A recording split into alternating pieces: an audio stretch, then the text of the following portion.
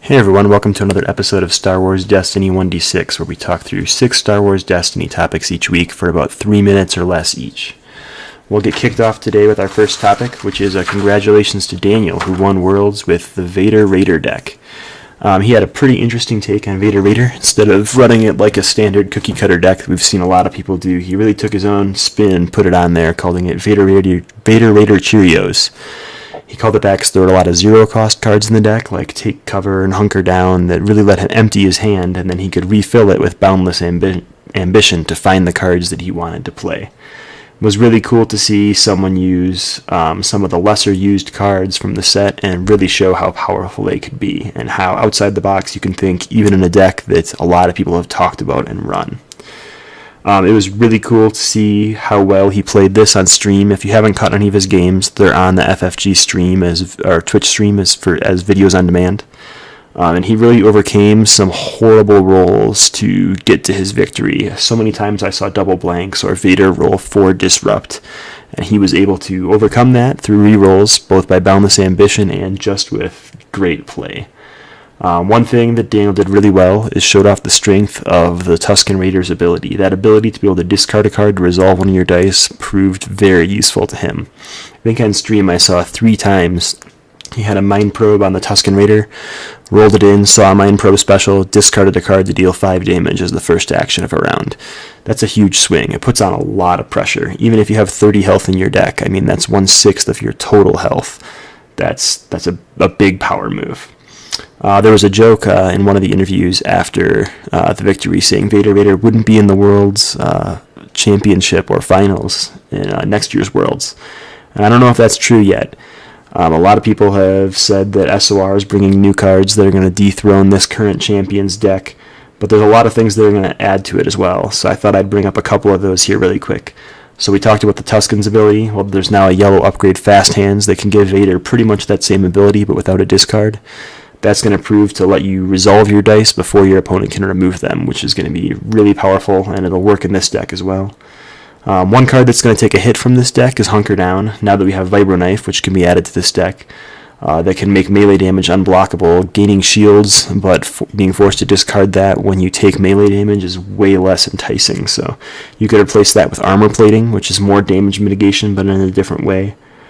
And then there's this new event called Bait and Switch, where it says turn a die from a resource face to any other face, and then it's ambush, so you get to take another action. So you could swing for large amounts of damage by switching Vader from a resource to a 3 damage face, and then maybe resolving that with another 2 damage face for 5. That's a pretty big switch around. And there's 2 new melee weapons, Vibro Knives and Vibro Knucklers. Both of those could see big impacts in this deck, so definitely don't think it's going away, and I'm excited to see where it goes. Alright, next topic is talking about the runner-ups deck, Nick Obi.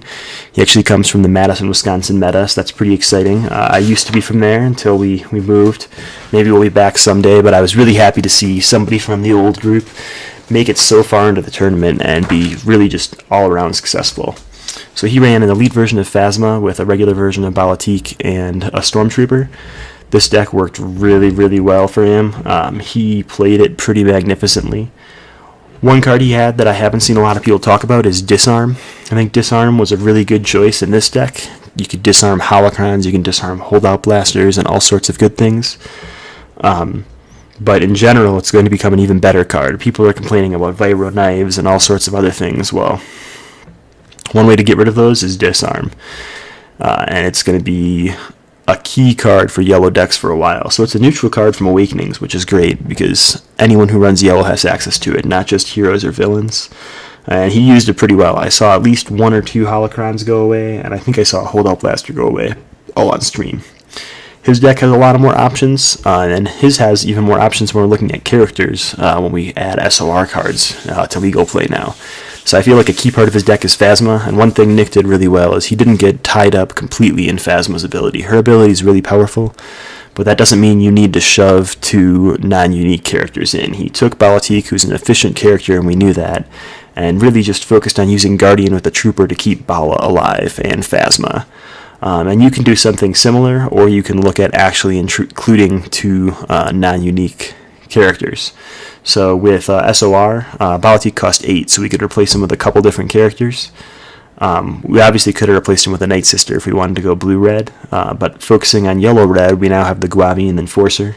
Comes in at the same point cost, but 1 extra point of health, and really focuses more on damage and resource, so you lose out on that shield and focus that Bala provides. And you really lose out on Bala's ability, which is one of the main reasons you bring him. He becomes a severe target for your opponent to pour damage onto, which just really lets you power up Phasma with all sorts of things. You could also, if you wanted to go mono red, replace Bala with a TIE Pilot, and I think that could be an interesting choice. You're going to lose Jetpack and you're going to lose Electroshock, but TIE Pilot's ability to protect your other range damage dice could be really powerful for the Trooper and for Phasma. Both those versions would give you a little bit more Guardian, but you lose Bala's ability, so there's a little bit of a trade-off there. One other new card that's going to really help this deck is Imperial Discipline. So Imperial Discipline is a die that's just a generic villain 1 cost upgrade for red. It has +1 melee, +1 ranged, I think a resource, and a +1 resource. Some other die face, but you can remove it to turn one of those characters' other dice to ranged or resources, and that'll be really powerful to put on Phasma early while you're looking for better cards to play. Anyway, congrats to Nick. He made it really far into the tournament, came up just short, made it all the way to the finals, and really excited to see where he takes his deck in the future. Alright, topic 3. This one won't take 3 minutes, so we'll make up for going over on the last 2. And this is the card of the week. So we already mentioned it when we talked about the World's Championship, but Boundless Ambition is this week's card of the week. And with good reason. It's really shown us how important card draw is in this game. So Boundless Ambition costs 1. It's a blue villain event. And it says draw up to your hand size. So your hand size traditionally is 5 unless there's some other ability in play. And if this is the last card in your hand, you play it and then draw 5 new cards. This lets you fish for important cards for a combo early on. Like I used to have that. We had a Go Rogue article about Night Sister Jabba trying to Crime Lord people. And I've recently redone that with some SOR cards, but I've included Boundless Ambition after seeing Daniel play with it, because it really helps. I mean, if you're looking for that ace in the hole and Crime Lord first turn, Boundless Ambition really lets you dig for that card. If you get one of them and not the other, well, Boundless Ambition can give you 4 more chances once you get down to just the card, the one card you're going to keep. So, really powerful for combo decks, really powerful for decks that want to be aggressive but don't necessarily need the battlefield. That's kind of sometimes how Daniel played Vader Raiders. He would Boundless Ambition, and then he gets 5 more rerolls to get as much damage as possible. Just with 2 Vader dice and a Tusken, with enough rerolls, you can get 9 damage out of just those character dice. That's enough to kill several characters in the game.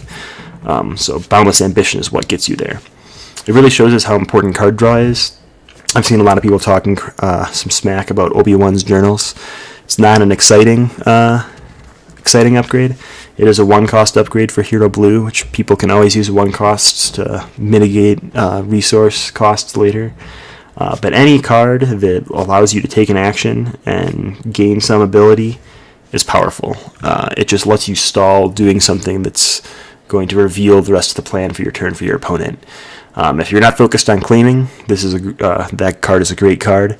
And especially now that we've seen how important it is to cycle your deck, find the cards you need, get them into play, and use your rerolls wisely, that card could actually be one of the more powerful cards that people are overlooking. So card draw, really important. I think we're going to see that in SOR. We're probably going to see that continue in Empire at War. People have talked about how Mill's on the rise with Ammo Belt, Second Chance, and all sorts of stuff. But I still contest that if you can get through your deck and find your combo pieces to kill the mill deck before it mills you, well then card draws king.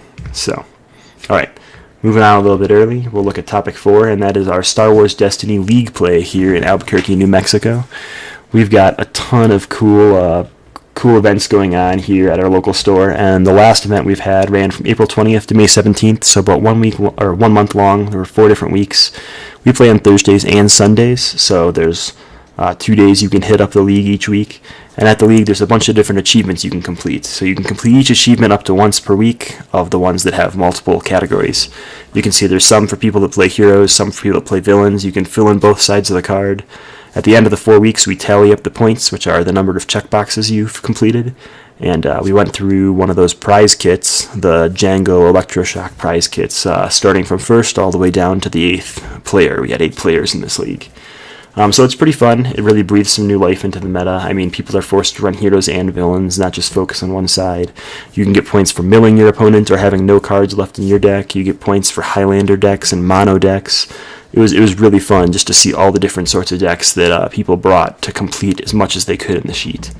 I think the league completion was just Sunday, and I think the winning totals were 44 points to 43 points or something like that. So it was a 1 point difference for first place and second place, and then third and fourth was like 33 to 34. So it was about 10 points less, but still a really tight race.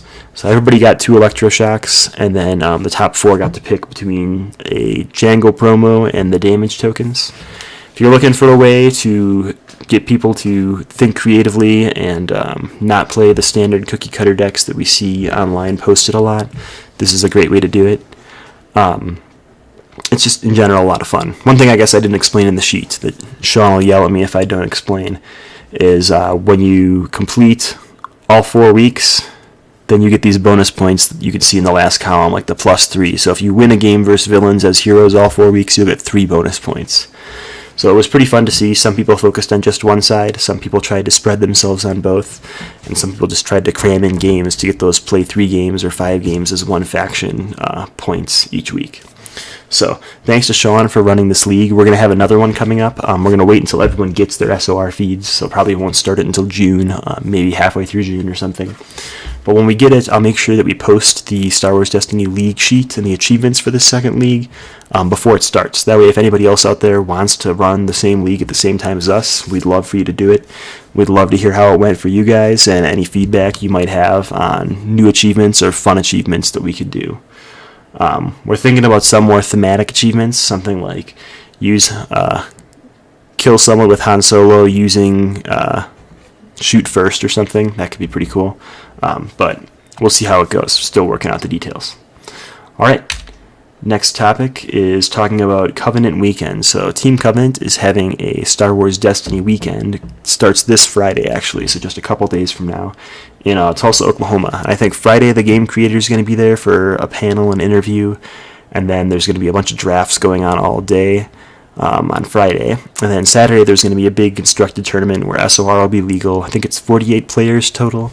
It should be a ton of fun. Swiss with a top cut. It's going to go late into the night.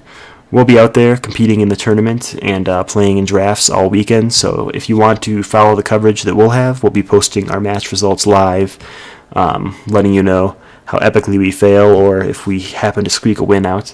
You can follow us at CFG_games, Cardboard Force Ghost Games. We'll be posting the decks we see and the decks we play and all sorts of fun stuff like that. Not sure if I'll be able to record games out there yet or not. I've sent out a question to try to figure that out. Once I know, I'll let you guys know, but they'll definitely, if I record any games, show up on YouTube and Twitch, so you can follow us there as well. Not much to say about this topic, just an exciting event that's coming up this weekend. I'm sure there'll be a lot of people covering it, so make sure if you're looking for something to do at work on Friday when it's a slow work day, you can follow some people and see what they're doing on Covenant Weekend. Alright, final topic is a deck challenge. So this kind of goes along with our Star Wars Destiny League sheet. The last achievement in each Heroes and Villains category was to win a game using only starter deck characters. So you could change the balance. I mean, you could run Elite Rey, Elite Finn, but you had to only use those characters. And I think it could be a really fun challenge for the community in general, for the other podcasts, for the other blogs. I really want to see what people can come up with using 2 Stormtroopers and an elite version of Kylo. So we posted our weekly Go Rogue article last week, and it was a deck using 2 Stormtroopers and an elite version of Kylo. It focused on getting a lot of blanks on the board and then using nowhere to run to turn them all to damage, blow up your opponent. It's a ton of fun to play.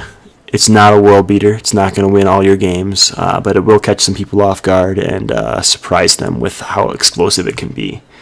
There's some cool new cards that help that, like Anger from SOR. When you have 2 blanks, you can remove or resolve one of your opponent's damage dice.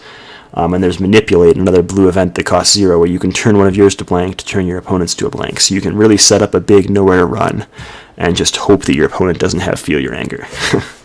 So yeah, I'd like to see a lot of other people look at this. Next week we're going to look at E-Ray, E-Fin, and see what we can come up with that.